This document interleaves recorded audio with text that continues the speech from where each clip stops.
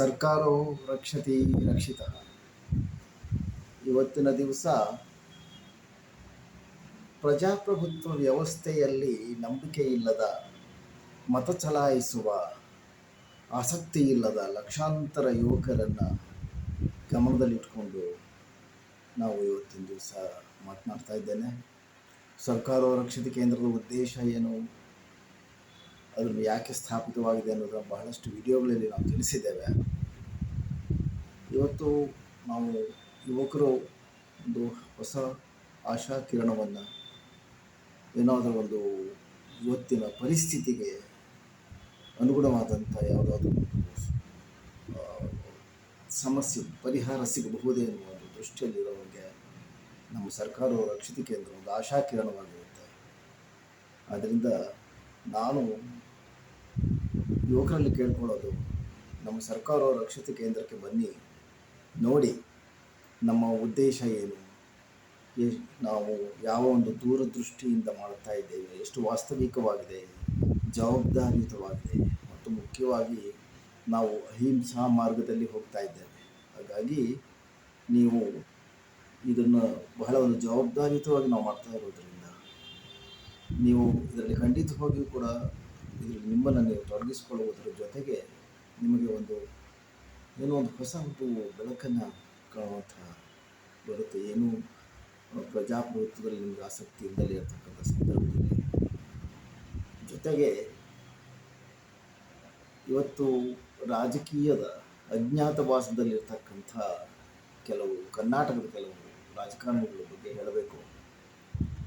ಮುಖ್ಯಮಂತ್ರಿ ಆಗಿದ್ದಂಥ Sadananda ಗೌಡರಾಗಿರ್ಬೋದು, KS ಈಶ್ವರಪ್ಪನವರಾಗಿರ್ಬೋದು, CM ಇಬ್ರಾಹಿಮರಾಗಿರ್ಬೋದು ಮತ್ತು ಯುವಕರಾದಂಥ ಅದಮ್ಯ ಚೇತನ, ಉತ್ಸಾಹ, ಆಸಕ್ತಿ, ವಿದ್ಯಾವಂತ, ಬುದ್ಧಿವಂತ, ಚಾಣಾಕ್ಷ ಯುವಕರಾದಂಥ ಪ್ರತಾಪ್ ಸಿಂಹ ಹಾಗೂ ಇನ್ನೊಬ್ಬ ಯುವಕ, ಅವರು ಸ್ವಲ್ಪ ಎಡಬಿಡಂಗಿ ಸ್ಥಿತಿ ಅಂತ ಹೇಳ್ಬೋದು, ಸೂರ್ಯ ತೇಜಸ್ವಿಯರಾಗಿರಬಹುದು.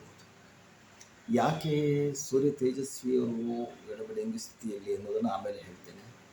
ಮೊದಲು ಈ 3 ಜನ ರಾಜಕಾರಣಿಗಳು ಏನಿದ್ದಾರೆ, ಹಲವಾರು ದಶಕಗಳ ಕಾಲ ರಾಜಕೀಯ ಕ್ಷೇತ್ರದಲ್ಲಿ ದುಡಿದಂಥವರು ಇವತ್ತು ಹತಾಶರಾಗಿದ್ದಾರೆ. ಈಶ್ವರಪ್ಪನವರಿಗೆ ಸ್ಪರ್ಧಿಸೋದಕ್ಕೆ ಟಿಕೆಟ್ ಸಿಗಲಿಲ್ಲ, ಮತ್ತು ಸದಾನಂದ ಗೌಡರಿಗೂ ಕೂಡ ಟಿಕೆಟ್ ಸಿಕ್ಕಿಲ್ಲ.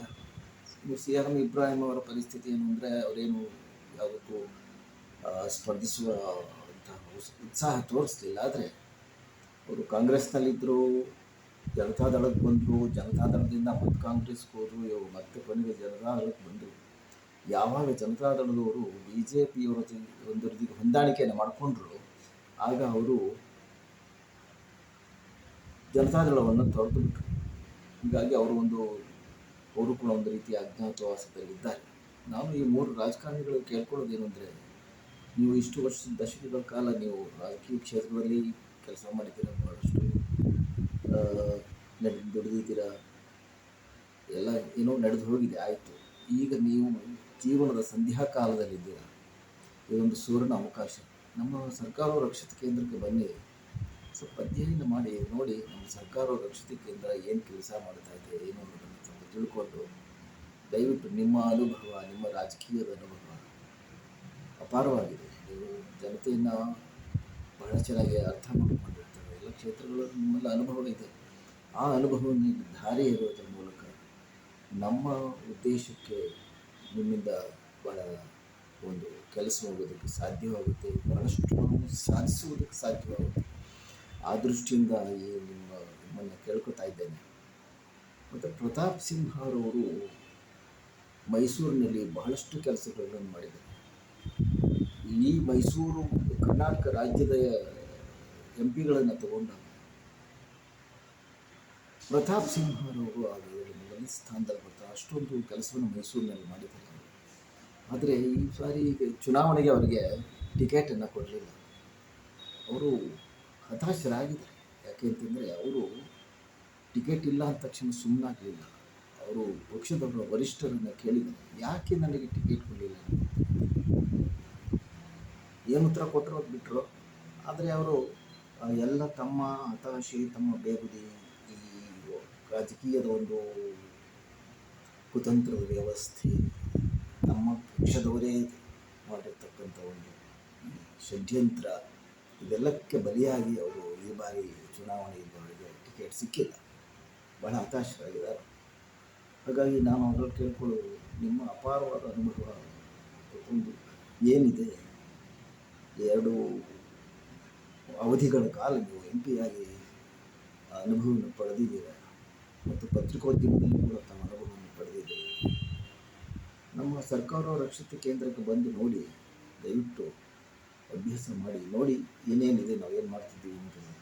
ತಾವು ಕೂಡ ಈ ಒಂದು ನಮ್ಮ ಪಕ್ಷದ, ನಮ್ಮ ಕೇಂದ್ರದ ಒಂದು ಭಾಗವಾಗಬೇಕು ಅಂತೇಳಿ ತಮ್ಮಲ್ಲಿ ಕೇಳ್ಕೊತೇನೆ.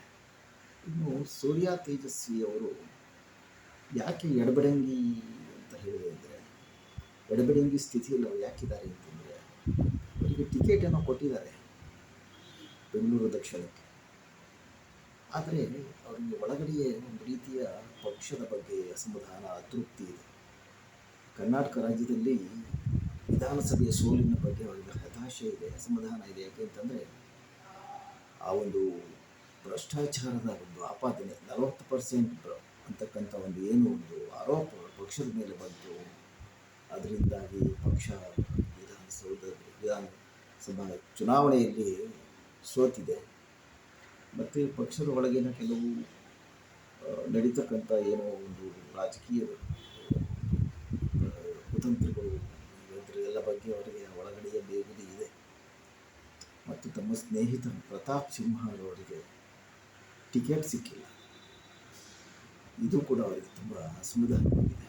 ಈ ಇಬ್ಬರು, ಪ್ರತಾಪ್ ಸಿಂಹ ಹಾಗೂ ಸೂರ್ಯ ತೇಜಸ್ವಿ ಅಂತಹ ಯುವಕರಿಗೆ ಇವತ್ತು ಅವರು ಅಂದ್ಕೊಂಡಿರ್ತಾರೆ, ನಮ್ಮಂಥವರಿಗೆ ಇದು ರಾಜಕೀಯ ಪಕ್ಷ ಅಲ್ಲ, ನಾವು ಬೇರೆ ಏನಾದರೂ ಒಂದು ನಿಜವಾಗಿಯೂ ದೇಶಕ್ಕೋಸ್ಕರ ದುಡಿಬೇಕು ಅಂತಿದ್ದರೆ ಏನಾದರೂ ಒಂದು ಬೇರೆ ವ್ಯವಸ್ಥೆಯನ್ನು ನೋಡ್ಕೋಬೇಕು ಅಂತಕ್ಕಂಥದ್ದು ಅವರಲ್ಲಿದೆ.